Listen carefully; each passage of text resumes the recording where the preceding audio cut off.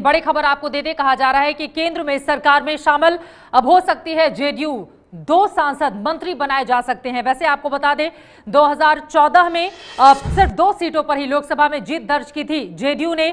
40 जो लोकसभा की सीटें हैं बिहार में। बड़ी खबर इस वक्त की, नीतीश की पार्टी से 2 मंत्री बनाए जा सकते हैं। नीतीश की पार्टी से एक कैबिनेट और एक राज्य मंत्री बन सकते हैं। तो ये इस वक्त की बड़ी जानकारी।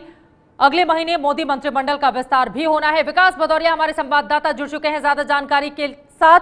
विकास, पहले से ही इस तरह के कयास लग रहे थे कि सरकार में शामिल होने के बाद फिर जेडीयू को केंद्र सरकार में मिलेगी जगह, और अब उसी राह पर आगे बढ़ती हुई ये दोनों ही पार्टियां नजर भी आ रही हैं इस वक्त।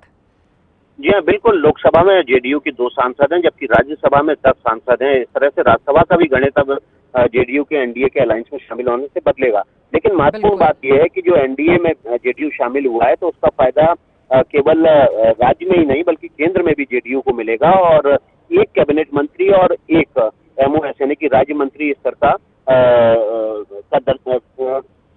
राज्य मंत्री को मोदी कैबिनेट में शामिल किया जा सकता है। हमारे सूत्रों ने यह बताया है कि जो एनडीए में शामिल होने के बाद जेडीयू की को केंद्र में भी हिस्सेदारी दी जाएगी। राज्य के अलावा राज्य में बीजेपी को गठबंधन के अंदर और मंत्रिपरिषद में 13 मंत्री बनाए जाएंगे। इसके अलावा एक उप मुख्यमंत्री सुशील मोदी आज शपथ ले चुके हैं, लेकिन ये हिस्सेदारी केंद्र में मोदी कैबिनेट में भी मिलेगी।